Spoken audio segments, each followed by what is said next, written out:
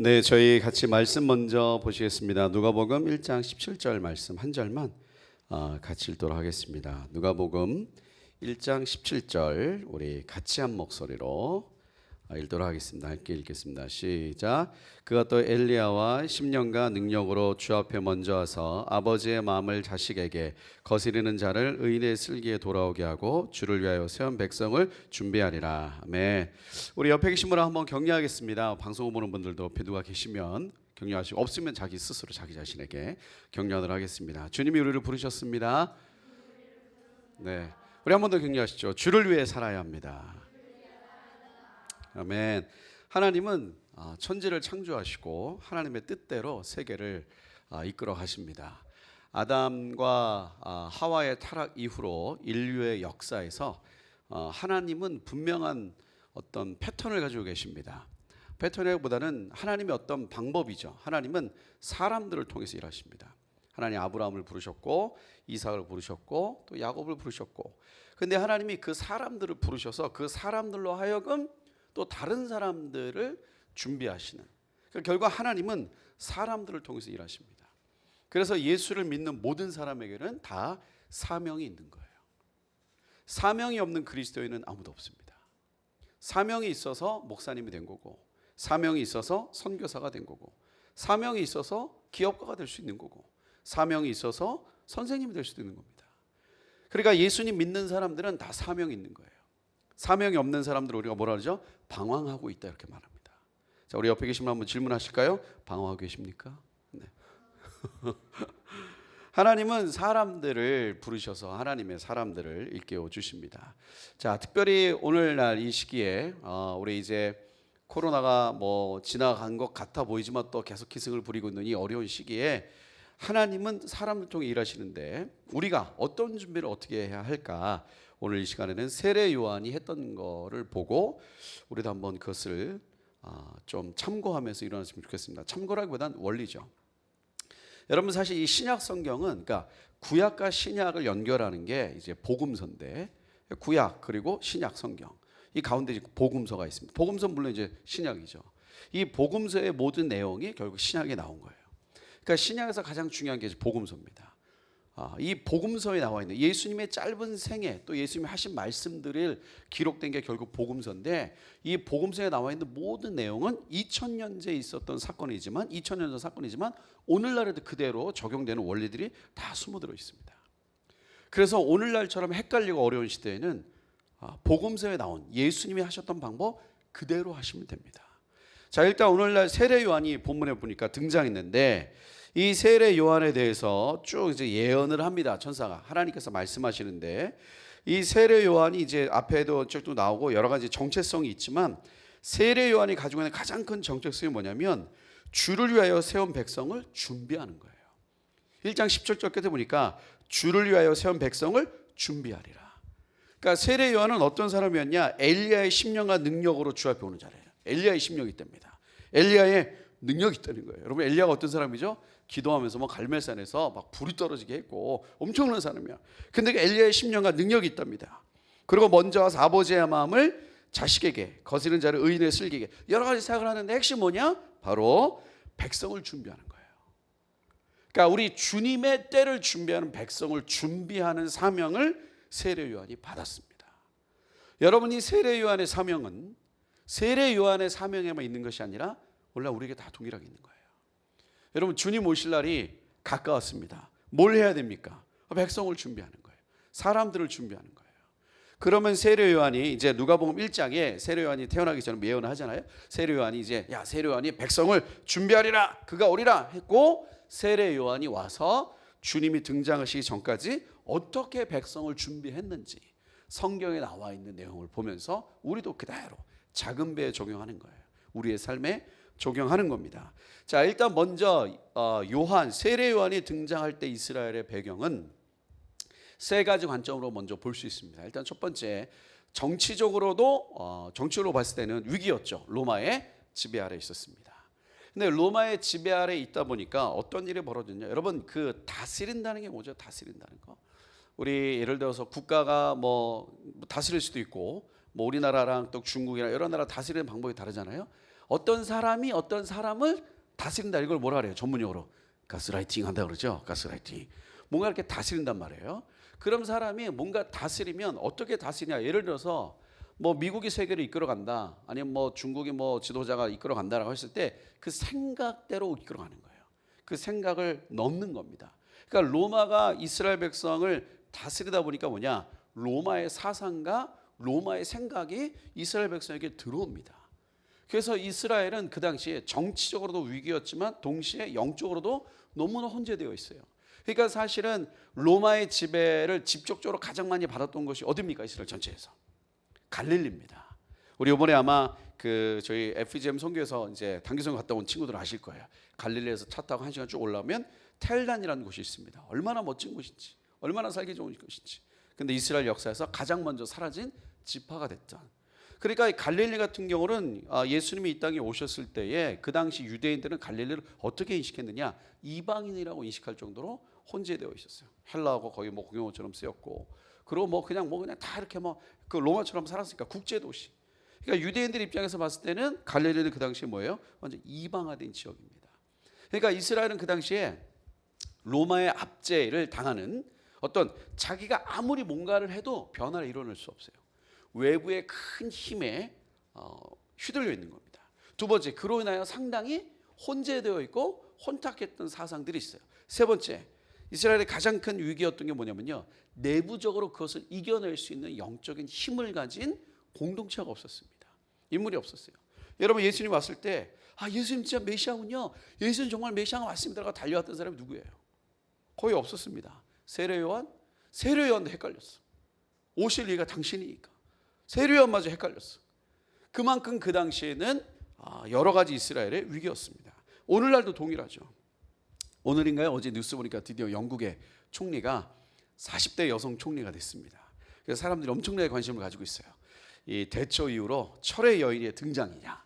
또 미국도 지금 돌풍을 일으키고 있습니다. 25살의 우버 택시기사가 민주당 하원 후보로 이제 선출됐죠. 거의 이제 확정된다고 봅니다. 그래서 얼마 전에 대만을 방문했던 펠로시 하원 의장이 그 사람한테 전화까지 했어요. 대단하다. 그리고 그 사람이 쿠박의 미국인이에요. 이민자입니다. 쿠박의 미국인이 최초로 25살이 미국의 하원 의원이 되느냐. 여러 가지 변화들이 일어나고 있습니다. 또 푸틴이 선포했죠. 드디어 유럽에 다들 진짜 그렇게 할 거냐고 했더니 선포했어요. 가스 잠근다. 미국이 했던 자기를 러시아에게 했던 모든 제재를 풀기 전까지는 우리는 가스관 잠글 것이다 이렇게 얘기했어. 러시아가 진짜 잠글까요? 나 푸틴은 잠글 수도 있을 것 같아.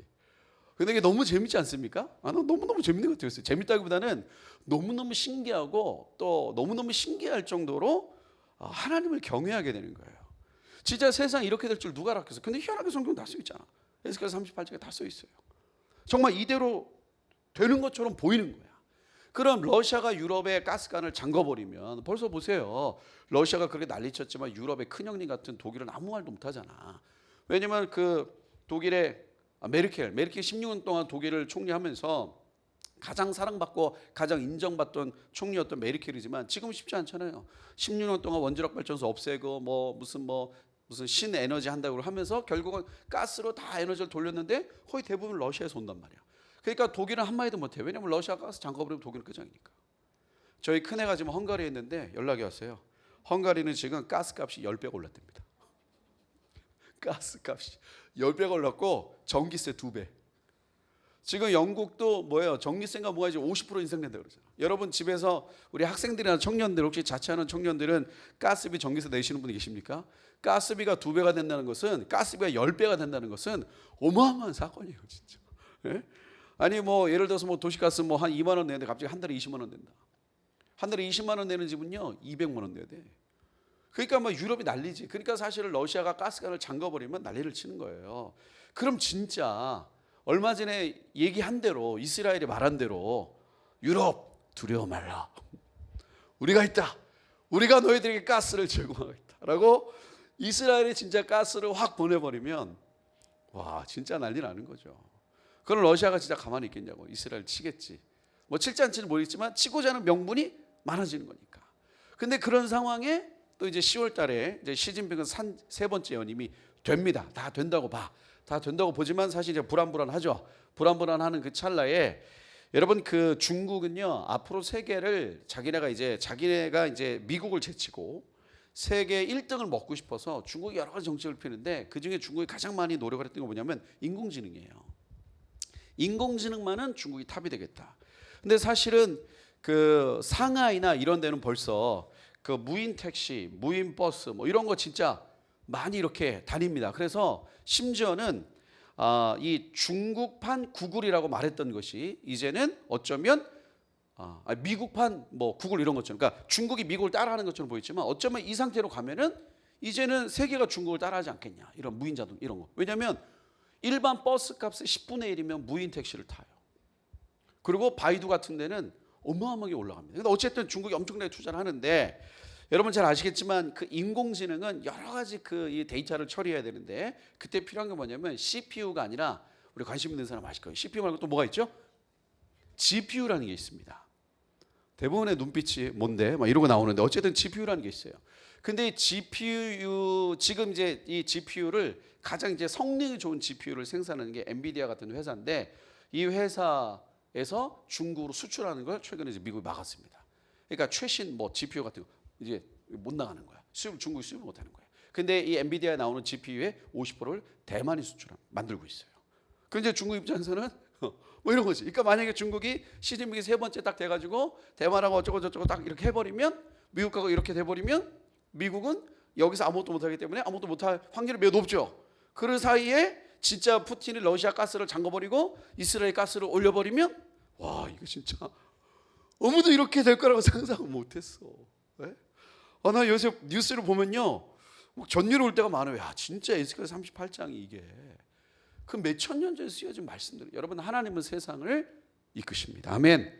세상은 하나님의 뜻대로 되는 거예요. 근데 하나님이 그 하나님의 뜻대로 세계를 움직이는 이때에 하나님의 사람들을 만드시는데, 근데 우리 한국교회도 어떻게 보면 한국교회가 뿐만이 아니라 세계교회가 지금의 이스라엘과 비슷한 상황 아닙니까? 우리 한국은 여러분 보세요. 중국과 대만 문제, 그리고 러시아가 또 가스를 잠궈버린 이런 문제, 그리고 세계가 막 급변해. 여러분, 세계가 급변하면 한국은 가만히 있습니까? 엄청난 영향이 있어요, 이거 사실. 근데 그걸 우리가 어떻게 컨트롤할 수가 없어요. 지금 할 수가 없어요. 거기다가 우리 지금 한국교회 미래 세대, 여러분 청년들과 다음 세대들은 어렸을 때부터 교회를 다니고 예수님 믿지만 솔직히 아주 그 심각한 혼재되어 있는 것도 있잖아. 근데 그 상황에서 이걸 뚫고 나올 수 있는 내적인 힘이 보이지 않는 비슷한 상황이에요. 근데 그때 하나님은 세례 요한을 보냅니다. 그리고 백성들을 준비시켜요.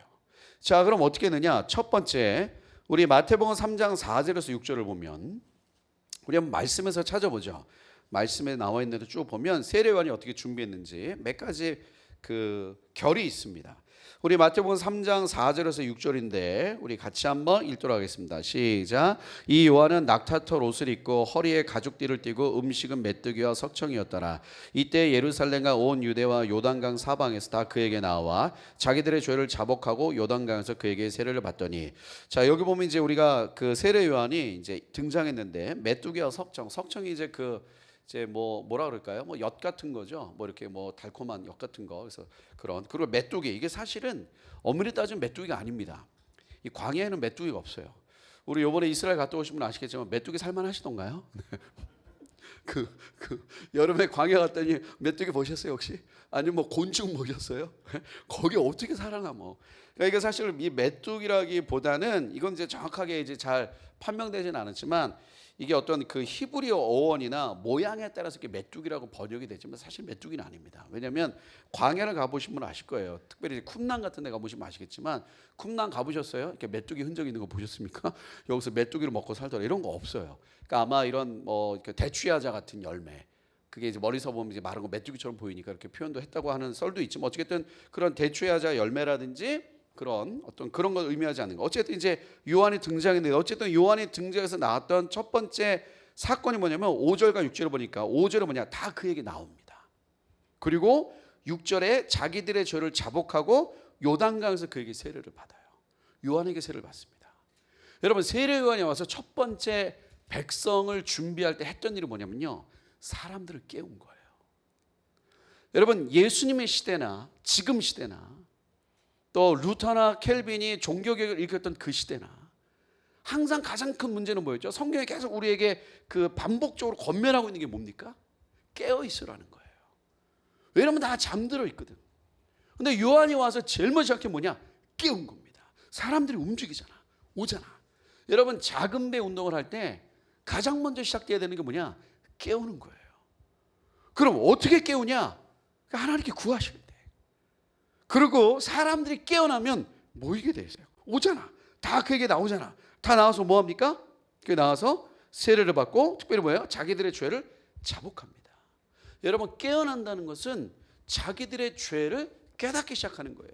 자기의 어떤 영적 실체를 깨닫는 게 깨어나는 겁니다. 여러분 잠들어 있다는 건 뭐냐면 결국 뭐냐면 영적인 자기 실체를 직면하지 못한다는 거예요. 그러니까 자기가 얼마나 뭐라 그럴까? 자기가 얼마나 그 영적으로 비참한 존재인지를 직면하지 못한 거야. 근데 그걸 직면하다 보니까 어떻게 돼요? 막 살아나잖아. 저도 올 여름에 우리 이제 이제 많은 친구 청년들과 청소년들이 여름에 이제 이스라엘과 런던을 다녀왔습니다. 저도 이제 작년부터 느끼던 게 있어요. 올해 더 했어. 제가 얼마 전에 안경을 맞췄습니다. 이 안경은 어떤 안경이냐? 앞에 볼 때만 쓰는 안경이에요. 앞에 못 봐. 이렇게만 봐야 돼. 그래서 영화에서 보면 왜 할아버지들이 이렇게 코 이렇게 해가지고 이렇게 밑에 보시 하는데 제가 그러고 있습니다. 노안이 왔어, 노안이.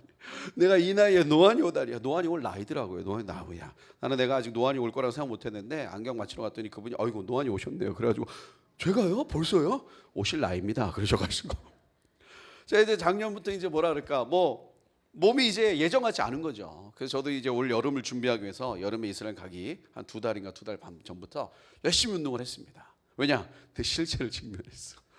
이대로 가다가 그냥 여름에 완전 난 무너진다. 그래서 열심히 운동해가지고 이제 이스라엘 가가지고 한 5주 6주 그 준비했던 체력 다 까먹고 다시 돌아오고 다시 시작을 했어. 저번 주부터 다시. 그러니까 뭐냐면 자기의 어떤 실체를 직면하게 되면 움직이게 돼 있어요. 사람들이 다 그런 말을 합니다. 예수님께 돌아가야 되는데 맞아 내가 이렇게 살면 안 되는데 근데 움직이지 않죠. 왜요? 아직 자기 실체를 모르는 거예요.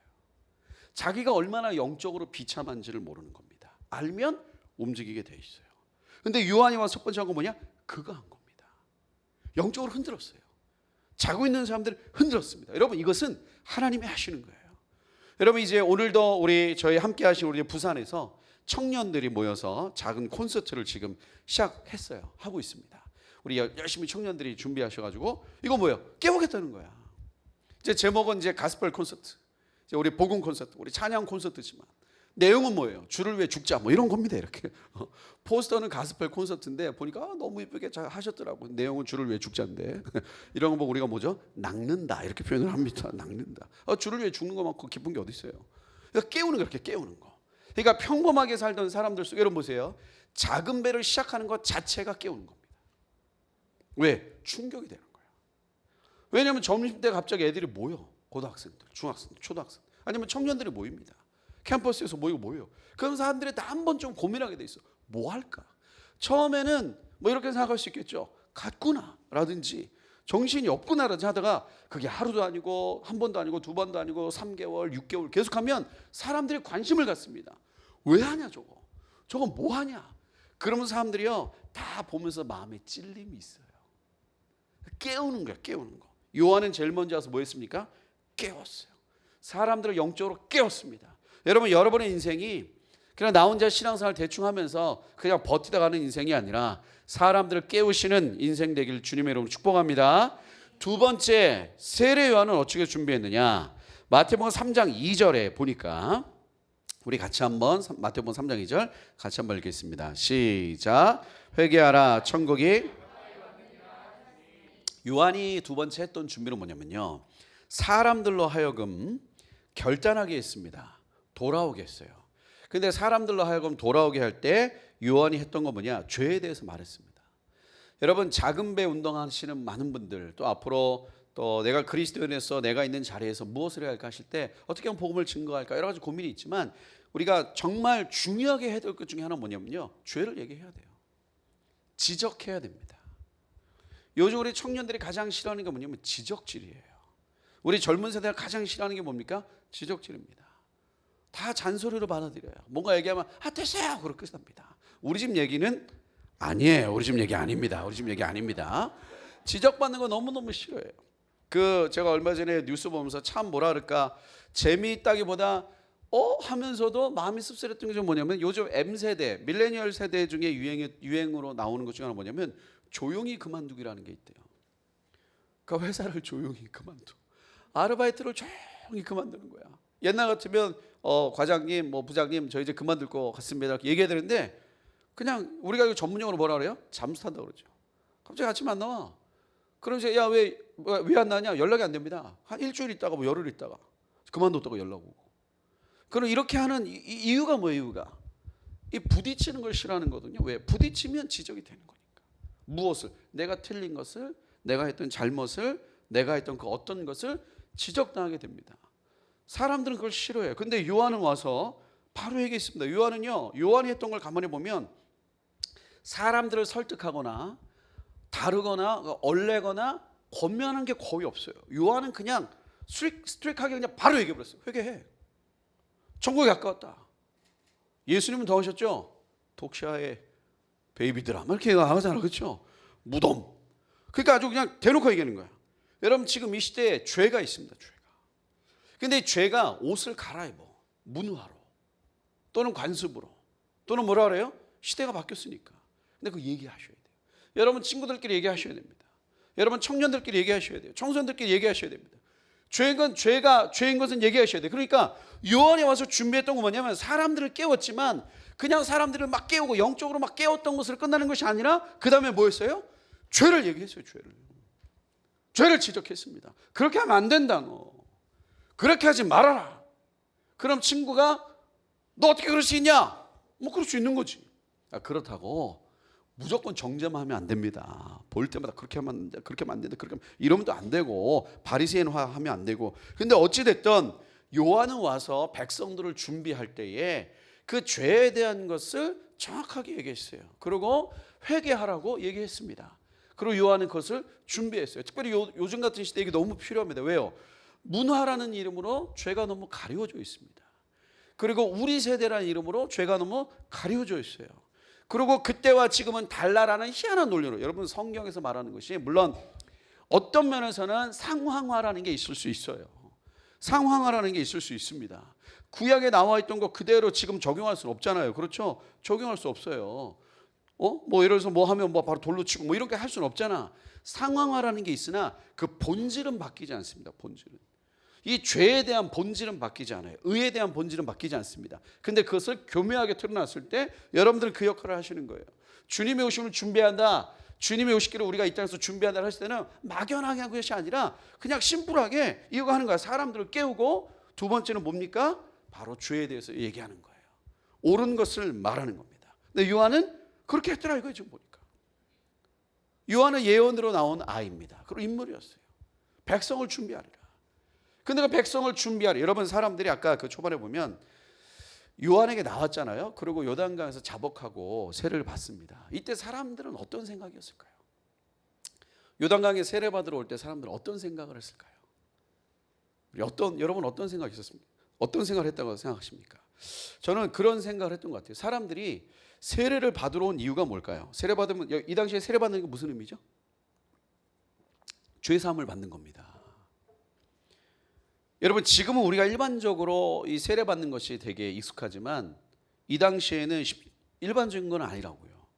그러면 죄 사함을 내가 죄를 용서받을 수 있다라는 건 뭐예요? 소망을 갖게 되는 겁니다. 여러분 잠자던 사람들은 소망이 생기지 않아요. 그러니까 하나님이 나를 위해서 뭔가 하신다라는 소망이 없어요. 이 소망이 없는 것을 자고 있다고 말하는 겁니다. 하나님은 아는데요, 소망하지 않아요. 하나님을 기대하지 않습니다. 하나님께서 나를 위해서 뭔가 하신다. 하나님께서 나를 위해서 그 어떤 일을 이루신다. 여러분 소망하십니까? 하나님은 우리를 위해서 일하십니다. 그리고 하나님 우리를 위해서 뭔가 하세요. 근데 우리 안에 항상 마음 기쁜 것에 전제 조건이 깔려 있어요. 왜? 어떤 거? 내가 더 노력해야 된다. 내가 더 잘해야 된다. 하나님은 있는 그대로 우리가 오기를 원하십니다. 무너진 모습 그대로, 망가진 모습 그대로, 그리고 실패한 모습 그대로, 더러운 모습 그대로, 두 마음 품은 모습 그대로, 악한 모습 그대로 나오라 이거예요. 왜? 세례를 주겠다. 여러분 세례 받기 전에 세례요한이 뭐 한 거 있어요? 시험 봤어요? 뭐 인터뷰 봤어요? 우리 파루시아 가는 학생들처럼 뭐 시험 봤어? 그런 거 없잖아. 오기 전에 걸렀어? 아니잖아. 무조건 오면 어떻게 했어요? 물어봤어? 넌 죄가 뭐야? 넌 뭐 했어? 물어봤어요? 나오는 모든 자들에게 세례를 줍니다. 사실 요한이 세례를 줬지만 하나님이 일하시는 거잖아. 그러니까 하나님이 그 일을 하시는 거예요. 여러분 사람들을 깨운다는 것은 뭐냐? 사람들로 하여금 하나님께 소망을 갖게 하는 겁니다. 그 소망을 갖게 한다는 것은 나는 돈이 없는데 하나님 도와주셔서 돈을 많이 벌게 한다, 이 정도 차원이 아니라 하나님이 내가 지금 있는 이 모습 그대로, 이 상태인 그대로일 때 나를 위해 뭔가 하신다. 하나님이 나를 위해 뭔가 하신다. 내가 원하는 것을 하는 것이 아니죠. 하나님이 뭔가 나를 위해 하신다. 그 하나님을 향하여 소망을 갖게 하는 거. 요한이 철문서 했던 게 뭐냐? 소망을 갖게 하는 거예요. 사실 요즘 우리 시대 우리 청년들과 청소년들, 미래 세대의 가장 어려운 문제 중에 하나가 소망이 없는 거 아닙니까? 앞에 대한 어떤 기대감이 없어요. 여러분 기대하시기 바랍니다. 하나님은 우리를 위하여 일하십니다. 하나님은 우리를 위하여 준비하셨어요. 여러분의 인생을 벌써 결정하지 마시고, 여러분의 인생에 대하여 낭망하지 마시고 기대하셔야 돼요. 기대하는 자는 당연히 뭐 하겠어요? 기도하게 됩니다. 밤마다 기도하게 되겠죠. 소망을 품게 됩니다. 근데 요한은 거기서 끝나는 것이 아니라 우리 조금 전에 봤던 것처럼 말합니다. 주에 대해서 말했어요. 이거 얘기해야 됩니다. 그 다음에 세 번째, 요한이 했던 준비를 또 보니까 누가복음 3장 8절에 나옵니다. 누가복음 3장 8절을 보면 요한이 했던 세 번째 준비가 뭐냐면은, 우리 같이 한번 누가복음 3장 8절 같이 한번 읽겠습니다. 시작. 그러므로 회개에 합당한 열매를 맺고 속으로 아브라함이 우리 조상이라 말하지 말라. 내가 너에게 이르노니 하나님이 능히 일 도둘러도 아브라함의 자손이 되게 하시리라. 자, 요한이 와서 했던 걸 가만히 보니까 세 번째 특징은 뭐냐면요, 이거 뭐라고 표현해야 될까? 그러니까 잃어버린 본질을 다시 찾게 하는 거예요. 그러니까 그 당시에 신앙생활이란 무엇이냐, 신앙이란 무엇인가에 대한 개념이 여기 가만히 보면 뭐라 그랬냐. 일단 8절에 회개에 합당한 열매를 먹고, 그러니까 열매가 없었다는 거야 그 당시. 그리고 두 번째는 보니까 아브라함이 우리 조상이라 말하지 말라. 그러니까 사람들이 다 아브라함이 우리 조상이라 말하고 있었다는 거야. 하나님이 능히 돌둘러도 아브라함의 자손이 되게 하셔. 그러니까 그 당시 유대인들이 가졌던 신앙의 본질이 뭔지를 알 수 있었겠죠. 그 당시 유대인들은 신앙을 뭐라고 생각했냐? 나는 아브라함의 자손이다. 그게 그 당시 그들이 갖고 있었던 신앙의 모습이었어요. 그러니까 나는 아브라함의 자손이기 때문에 천국 간다. 나는 아브라함의 자손이기 때문에 의다. 지금도 유대인들은 그렇잖아요. 지금도 이스라엘은 유대인들은 자기가 유대인이기 때문에 천국 가는 거예요. 뭐 그 사람들이 예수를 믿고 그런 거 없어요. 자기 유대인이기 때문에. 그러니까 그 사람들이 봤을 때 이방인들은 다 지옥 가는 게 맞아. 왜? 이방인이니까. 근데 그 이방인이 구원받으면 어떻게 돼요? 유대인이 돼야 되는 거예요. 근데 이렇게 생각하고 있었어. 나는 아브라함의 자손이다. 나는 아브라함의 자손이다. 여러분 신앙의 본질이 뭡니까? 우리가 예수님 믿는다는 게 뭐예요? 예수를 알아간다는 게 뭡니까? 여러분 하나님께서는요, 성경에서는 우리가 예를 들어서 뭐 10달란트 받은 사람, 뭐 100달란트 받은 사람이 있어. 그런 비유 아시죠? 5달란트 받은 사람이 5달란트 남겼어요. 10달란트 받은 사람이 10달란트 남겼어요. 1달란트 받은 사람이 못 남겼어요. 그러니까 예수 오셔가지고 막 심판하잖아. 너는 이렇게 게으르고 악하고 게으른 종아, 못했냐 이렇게 쭉 얘기한단 말이야. 그럼 우리가 거기서 봤을 때는 10달란트를 받았기 때문에 10달란트를 남겼기 때문에 칭찬하신 건가요? 100달란트 받은 사람이 100달란트 남겼기 때문에 칭찬하신 건가요? 성경에는 10개를 남겼느냐 100개를 남겼느냐, 그것보다 중요한 게 뭐냐면 그 동기를 보는 거예요. 이 남긴 동기가 뭐냐 이게. 여러분 그런 말 들어보셨어요? 세상에서 가장 강력한 힘을 뭐라 그럽니까? 세상에서는 가장 강력한 힘, 뭐 이런 돈이라고 말하는데, 저희 때만 해도 낭만이 살아있을 때는 다 말로라도 뭐라 해야 돼? 사랑이요 뭐 이런 얘기 했어요. 사랑이요. 사랑이요 그런 얘기 했잖아. 왜? 사랑하면 사람들이 비이성적으로 변하잖아. 사랑하면 말도 안 되는 일들이 벌어집니다. 사랑하면 피곤하지 않아요. 가까운 분들한테 물어보세요. 나중에. 알았죠? 가까운 분, 특별히 요즘에 그분들 있죠? 그분들한테 여쭤보세요. 안 피곤해. 아무리 일정이 그래도 막 데려다 주고 막 안 피곤해. 왜? 사랑하니까. 사랑의 뭐예요? 동기. 그 동기, 사랑하는 동기 속에 뭐가 있어요? 뭐든지 주고 싶은 거예요. 다 주고 싶은 거야. 계산하지 않아. 내가 지금 이 사랑하는 우리 자매님을 데려다 주고 오면 나는 피곤하겠지, 이런 생각 안 합니다. 그냥 아무 생각 없이 그냥 데려다 주는 거예요. 너무 좋아서. 그럼 오면서 죽을 것처럼 하고 오는 거예요. 그게 사랑이야. 그러니까 뭐 성경에서 말하는 게 뭐냐면 그 동기를 말합니다. 동기를. 근데 여기는 뭐냐? 이 유대인들이 이 당시에 다 마음속에 있는 동기가 뭐냐? 난 아브라함의 자손이다. 여러분 신앙은 뭐죠? 신앙은 오늘날 우리가 살고 있는 이 시대에 우리 특별히 청년들과 우리 다음 세대들이 갖고 있는 잘못된 신앙의 개념이 뭐가 있습니까? 요한이 했던 것 중에 하나가 뭐냐? 그걸 깨는 것이에요. 여러분, 신앙생활의 핵심은 뭐냐면요, 결국 그거예요. 주님 앞에 엎드리는 겁니다. 그러니까 주님 앞에 인생을 드리는 게 신앙이에요. 그러니까 하나님의 도움을 받아서, 그러니까 사실은 진짜 예수님을 믿는 사람은 아까 초반에 말했던 것처럼 뭘 할 수 있어요? 사명을 하는 거예요. 왜냐하면 예수님을 믿는 건 뭐냐? 왕 대신 주님 앞에 엎드리는 거고, 그 주권을 인정하는 거고, 주님이 원하시는 인생을 사는 거기 때문에. 그럼 주님이 원하시는 인생을 사는 거니까 궁금하지 않겠어요? 하나님이 내게 뭘 원하실까? 하나님은 나를 통해 뭘 원하실까? 지금 이 난리통에 세계가 돌아가는 이때 나는 지금 21살인데, 나는 지금 16살인데, 나는 지금 30살인데, 나는 지금 50살인데 내가 지금 뭘 해야 될까? 그럼 내가 살아온 인생이 있는데 내가 지금 회사를 그만둬야 되나? 여러 가지 고민이 있겠죠. 그럼 하나님께 물어보는 거예요. 물어보는 거. 그럼 하나님께 물어보고 엎드리면 하나님 가만히 계십니까? 가만히 계실 때도 있어요. 그럼 그때가 인내하는 거야. 근데 결국은 하나님 말씀하시거든요. 그래서 모든 예수님을 제대로 믿은 사람들은 방향성이 분명합니다. 내가 해야 될 일이 분명해. 내가 가야 될 일이 분명합니다. 이번에 우리 이스라엘에 갔다 왔던 많은 청년들과 청소년들이 있어요. 갔다 오면서 많은 분들이, 그렇게 많은 우리 청년들과 청소년들이 생각이 바뀐 거예요. 뭐로? 아, 내가 이제 이렇게 살아야 되겠구나. 아, 내가 이걸 해야 되겠구나. 아, 내가 이런 걸 해야 되겠구나. 아, 내가 공부를 좀 더 열심히 해야 되겠구나. 아, 하나님이 내게 이런 비전을 주셨는데, 아, 이걸 하려면 내가 공부를 해야 되겠구나. 그래서 공부를 열심히 한다는 어머니의 은혜로운 간증들이 좀 들었습니다.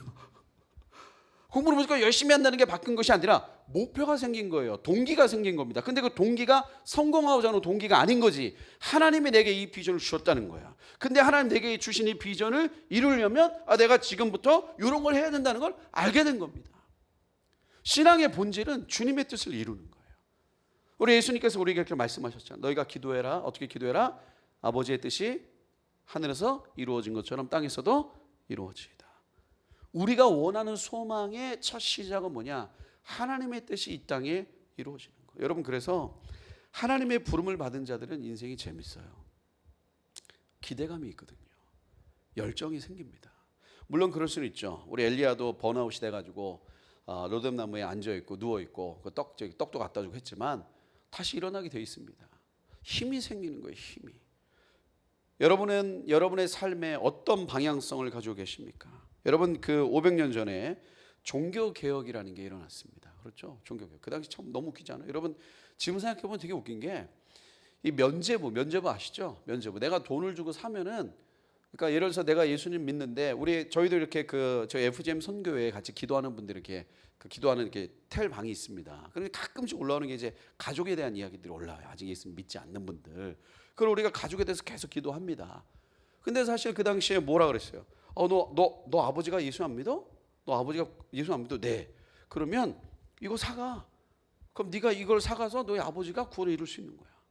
헌금통에 동전을 넣었을 때 땡그랑 소리가 뭐예요? 구원받았다는 증거야. 지금 생각하면 너무 웃겨요. 여러분, 예를 들어서 요즘에 어느 교회에서 사랑하는 성도 여러분, 구원받기를 원하십니까? 헌금위원들이 헌금통을 돌릴 때 소리가 들리면 구원이 임하는 것입니다. 그건 나라 이단이라는 거. 네? 그 당시 지폐가 어디 있어? 지폐가 다 동전이지. 그러니까 짜가랑 이 소리가 뭐예요? 구원받았다. 근데 이게 너무 웃기잖아. 너무 웃긴 걸 또 사람들이 믿었어. 너무 웃긴 걸 또 사람들이 또 받아들였어. 근데 루터가 일어나가지고 막 친 거 아니에요? 90억이죠. 반박문을 치면서. 그래서 막 일어나고, 여러분 많이 죽었어요, 사람들이. 정말 막 핍박받고 죽고. 왜냐면 그 당시 교황을 향해서 도전하는 것은 엄청난 거였거든. 그러니까 사실은 그 신앙의 선배들의 피값으로 우리가 지금 있는 이 개신교가 나온 겁니다. 근데 그 당시에 결국은 종교개혁을 한마디로 줄이라고 하면 뭐라 그러겠어요?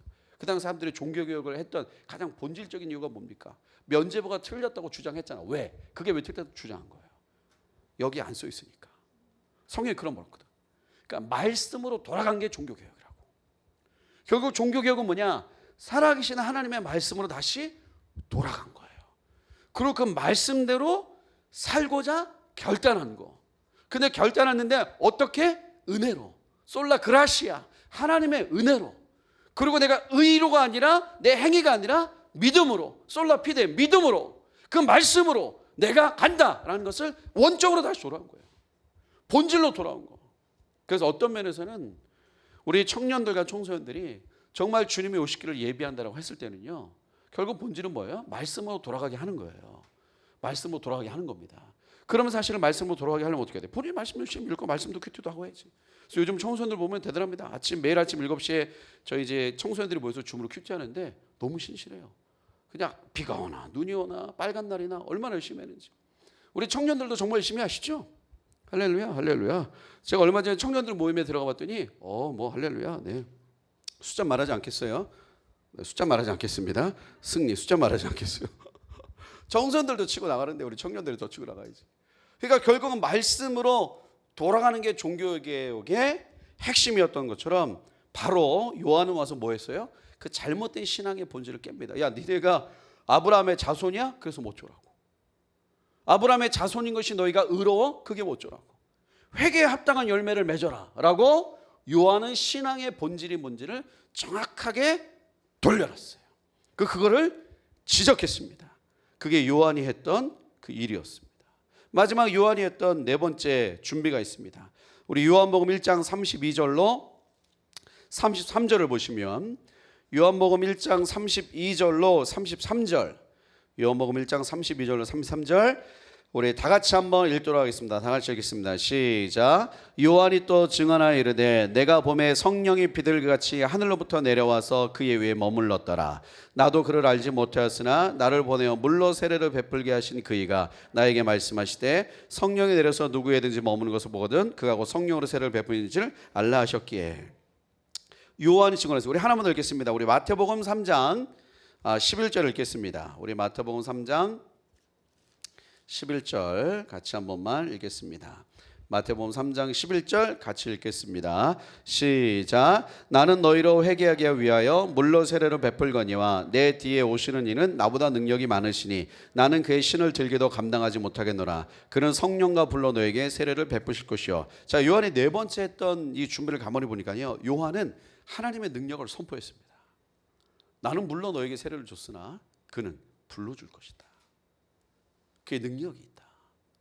여러분, 하나님에게 능력이 있습니다. 하나님은 능력이 계신 거예요.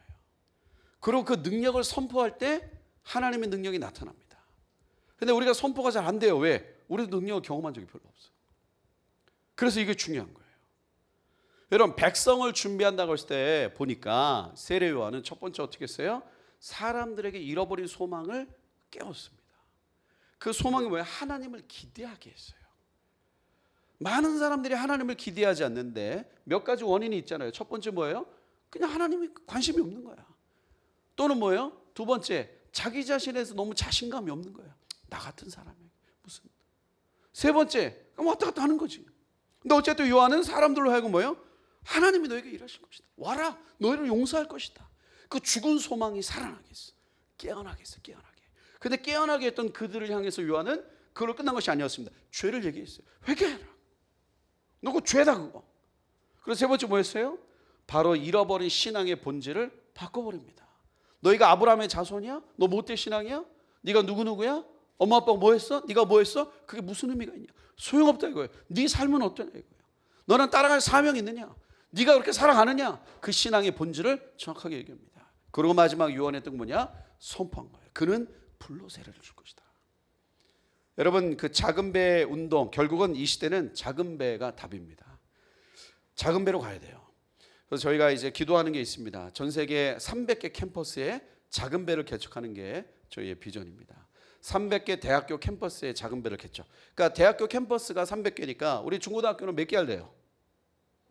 네, 중고등학교는 3,000개? 네, 3,000개.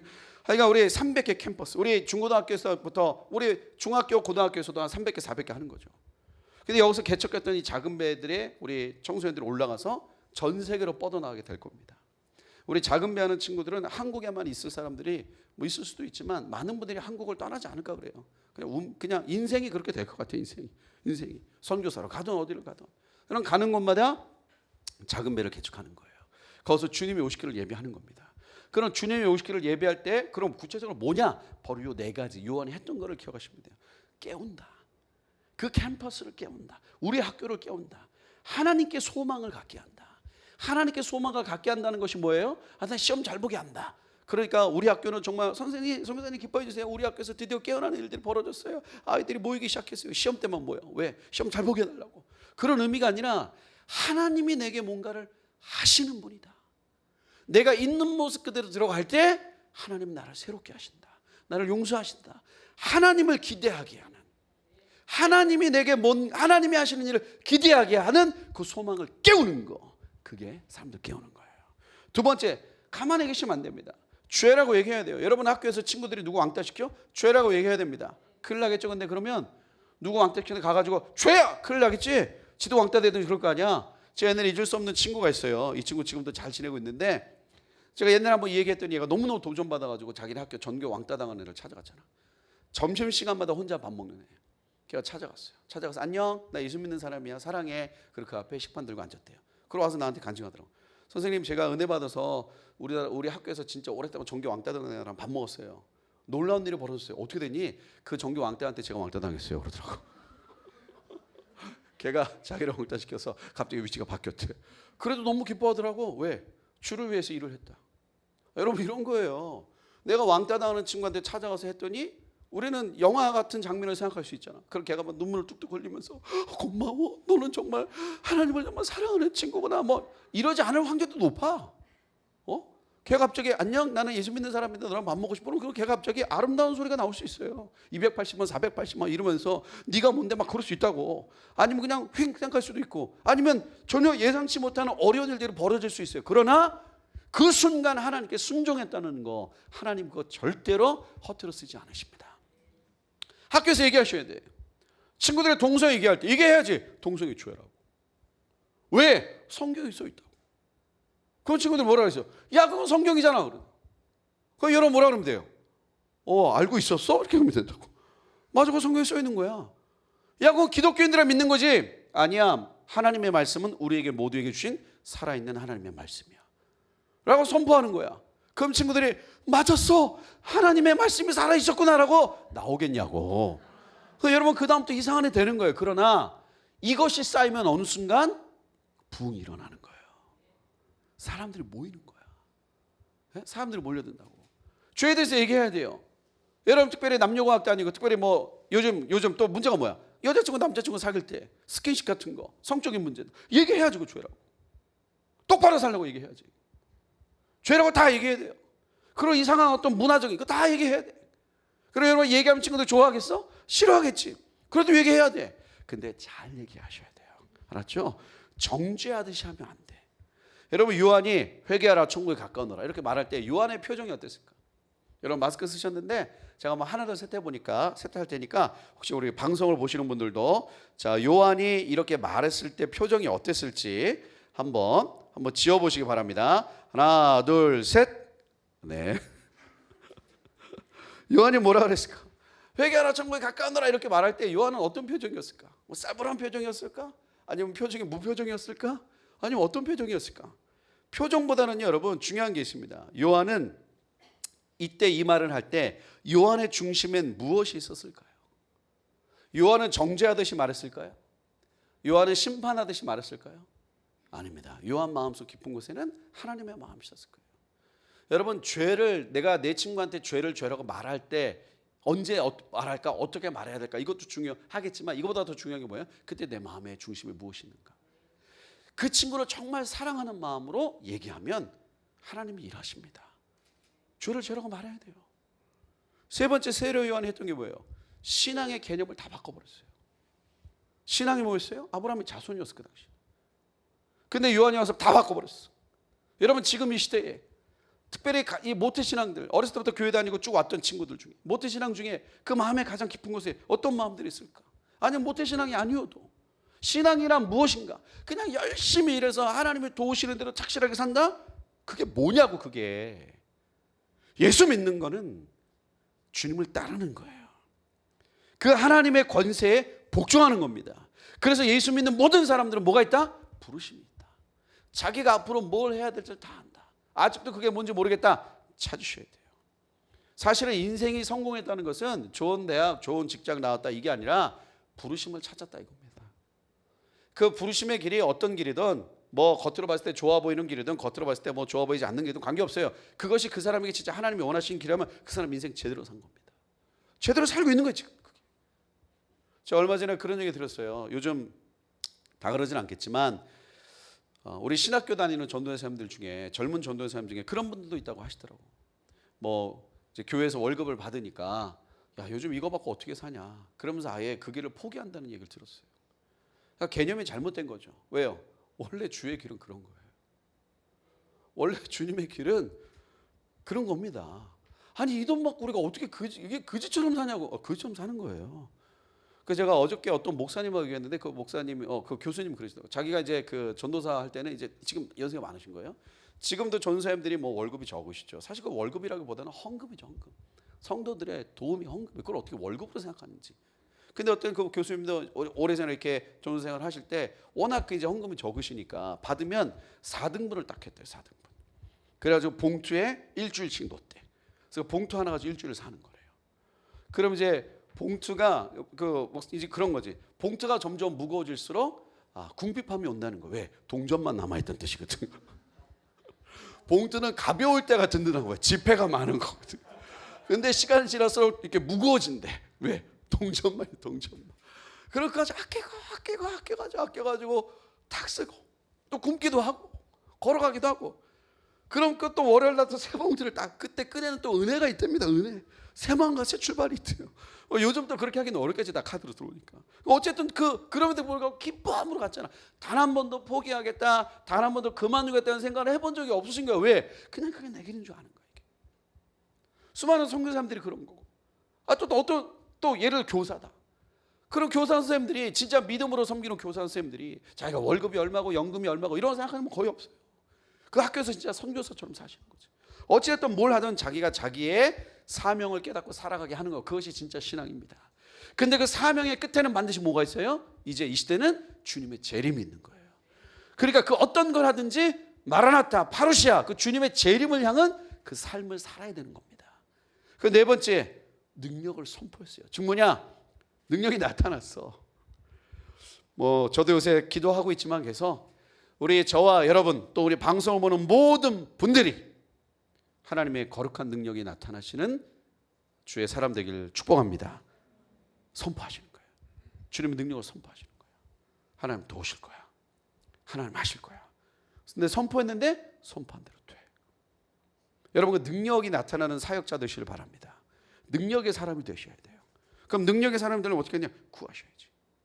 그 하나님의 은혜가 우리에게 있습니다. 요한이 와서 준비했던 것처럼 이제 우리도 새 부대, 하나님의 새로운 포도주를 담을 새 부대로 준비되는 이 주님의 오심을 예배하는 거룩한 세대를 깨우는 저와 여러분 모든 작은 배 운동가 되시기를 주님의 이름으로 축복합니다. 저희 같이 한번 이 시간에 기도했으면 좋겠습니다. 우리 이 시간 좀 기도할 때 여러분 하나님은 사람들을 통해 일하십니다. 그리고 그 하나님이 일하시는 사람은 모든 사람을 포함하는 거예요. 어디 이렇게 특별한 사람들이 아닙니다. 그래서 저와 여러분 모두는 요한이 했던 것처럼 이제 주님이 오시기를 예비하는 이 백성들을 준비하는 삶을 살아야 됩니다. 우리 이 시간 같이 한번 좀 기도할 때 하나님 요한이 와서 주의 백성들을 준비했던 것처럼 하나님 우리도 주의 길을 예비하는 그 백성들을 준비하는 인생을 살 수 있도록 주님 도와주옵소서. 주님 요한이 와서 요한의 그 정체성이 그 백성을 준비하리라 하셨는데 하나님 우리도 이 시대에 주님의 세대를 일으키길 원합니다. 주의 백성들을 깨우기를 원합니다. 주님의 오시기를 예비하는 주님의 사람들을 일으키기를 원합니다. 하나님 우리의 삶을 사용하여 주옵소서. 우리의 삶이 명확하게 주님 아주 명확하게 주의 사람들을 깨우는 인생 될 수 있도록 하나님 우리를 사용하여 주옵소서. 우리를 인도하여 주옵소서. 우리 계신 자리에서 주여 한번 해주고 기도합니다. 주여 사랑하는 하나님 아버지, 우리 주님 오실 날이 가까이 오는 이때에 하나님이 우리가 있는 그 자리에서 하나님 요한이 그렇게 했던 것처럼 세례 요한이 하나님 그렇게 나아갔던 것처럼 하나님 우리도 주의 백성을 준비하는 자가 되기를 원합니다. 하나님 우리가 있는 그 자리에서 하나님의 백성을 주님 그 백성을 준비하는 자들로 일어나기를 원합니다. 주님 오시기를 예비하는 세대를 깨우는 자들로 일어나기를 원합니다. 하나님의 이 일을 감당할 백성들을 깨우는 자들로 일어나기를 원합니다. 오 하나님 우리에게 기름 부어주시고 하나님 말씀하여 주시고 하나님 우리에게 은혜를 더하여 주옵소서. 하나님 우리가 그렇게 일어나기를 원합니다. 하나님의 백성들을 깨우는 자들로 일어나게 하여 주옵소서. 하나님의 백성을 준비하는 자들로 일어나게 하여 주옵소서. 하나님의 세대를 깨우는 자들로 일어나기를 원합니다. 오 하나님 우리에게 하나님 은혜를 더하시고 하나님 힘을 더하여 주옵소서. 하나님 붙잡아 주옵소서. 하나님 우리에게 능력을 더하시고 하나님 우리에게 힘을 더하시고 하나님의 세대를 깨우는 자들로 하나님 우리가 그런 인생을 살 수 있도록 하나님 도와주옵소서. 하나님 도와주옵소서. 아멘. 주님 감사합니다. 저희가 같이 한번 기도합니다. 주님이 오시기를 예비하는, 그래서 우리는 작은 배를 하는 것이고 전 세계 300개 캠퍼스의 작은 배를 개척하기를 소망하는 거예요. 또 우리 각 학교마다 중학교 고등학교마다 작은 배들이 개척되기, 또 일터마다 또 가정마다 작은 배가 개척되기를 소망합니다. 왜냐하면 주님이 오시기를 예비하기를 원하는 거예요. 주님이 오시기를 예비한다는 게 뭐냐? 세례 요한은 와서 명확했습니다. 사람들을 깨웠습니다. 소망을 갖게 했어요. 하나님께 소망을 갖게 했습니다. 죄를 죄라고 말했습니다. 어둠을 어둠이라고 말했습니다. 신앙의 본질을 바꿔버렸어요. 말씀으로 돌아가게 한 것입니다. 능력을 선포했습니다. 불로 세례를 준다고 또 그 능력이 나타났습니다. 우리 시간 기도할 때 하나님 요한이 했던 것처럼 우리가 있는 작은 배마다 하나님 내가 만드는 작은 배마다 이 일이 일어나게 하여 주옵소서. 우리의 작은 배를 통하여 사람들이 깨어나게 하여 주옵소서. 하나님을 향하여 소망을 갖게 하여 주옵소서. 죄가 드러나기를 원합니다. 정죄가 아니라 하나님께 돌아오도록 죄가 드러나기를 원합니다. 부르심을 깨닫게 하여 주옵소서. 능력을 부어 주옵소서. 능력이 나타나게 하여 주옵소서. 함께 기도합니다. 주여 주여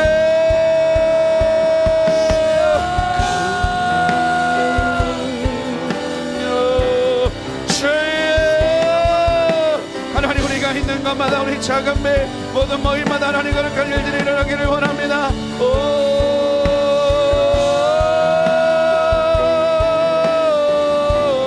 하나님 거룩한 일들이 일어나기를 원합니다. 주여 하나님 우리에게 하나님 은혜를 더하시고 하나님 능력을 더하시고 하나님 힘을 더하시고 오 아버지요 아버지요 하나님 우리에게 하나님 모든 작은 배마다 하나님 일어나게 하여 주옵소서.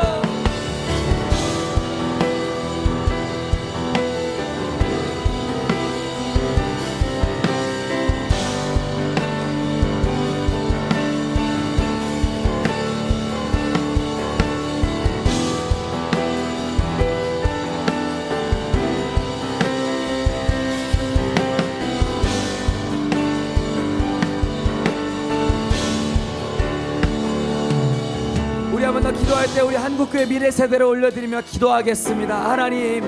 하나님의 사명이 다시 한번 회복되게 하여 주옵소서. 주님의 부르심 앞에 다시 한번 달려나오게 하여 주옵소서.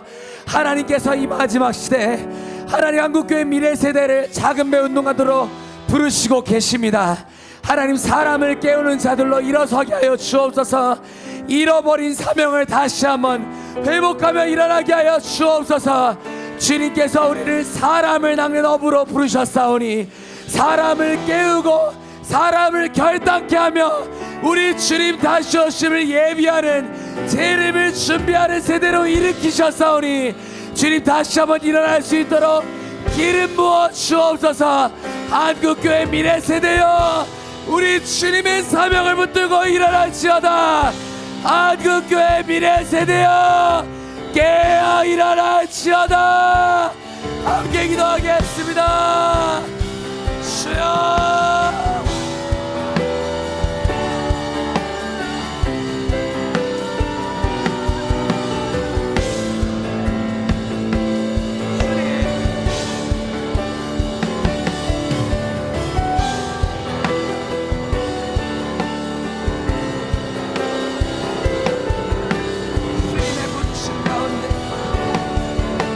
주님의 부르심 가운데 다시 한번 달려나오네. 한국교회 미래 세대 되게 하여 주옵소서. 세례 요한과 같이 사람들을 깨우는 영성을 가지고 광야의 영성으로 일어나게 하여 주옵소서. 일어날지어다, 일어날지어다. 한국교회 다음 세대여, 하나님의 말씀으로 사람들을 깨우며 권면하며 살리며 일어날지어다. 주여.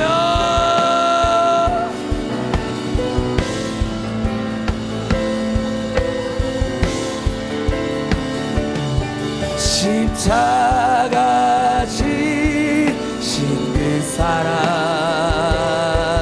나 따라가리라.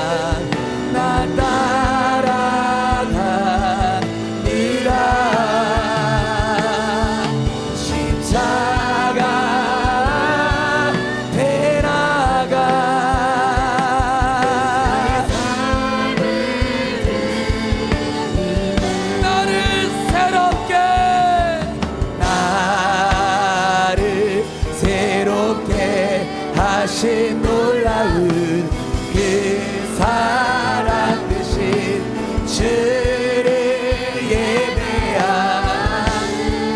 나를 새롭게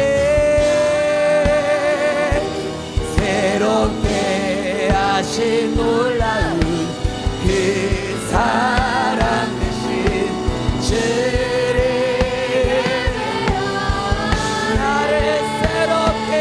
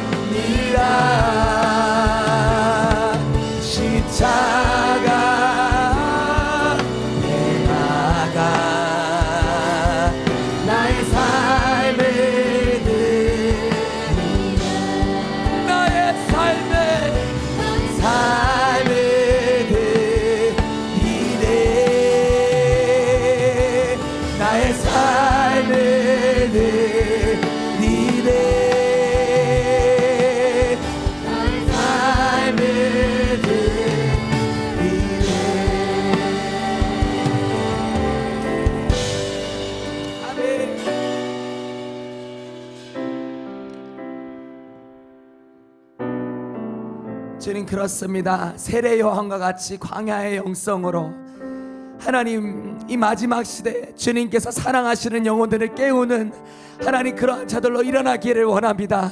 하나님, 죄를 죄라고 말할 수 있는 하나님과 하나님의 마음을 허락하여 주옵소서. 하나님의 말씀의 권위가 무너진 이 세대 가운데 하나님의 말씀의 권위가 다시 한번 회복되는 거룩한 일이 일어나게 하여 주옵소서. 하나님, 우리가 세상에서 소외가 될지라도 우리 하나님의 말씀을 증거하겠습니다. 하나님의 말씀을 향해 달려가겠습니다. 주님, 기름 부어 주옵소서. 우리 주님의 말씀 붙들고 달려갈 때 우리 주님께서 행하시는 거룩하고 놀라운 일을 주님 보게 하여 주옵소서. 그렇게 하실 주님을 찬양합니다. 우리를 통하여 한국교회 미래 세대 가운데 새 일을 행하실 주님을 찬양합니다. 감사드리며 예수님의 이름으로 함께 기도합니다. 아멘.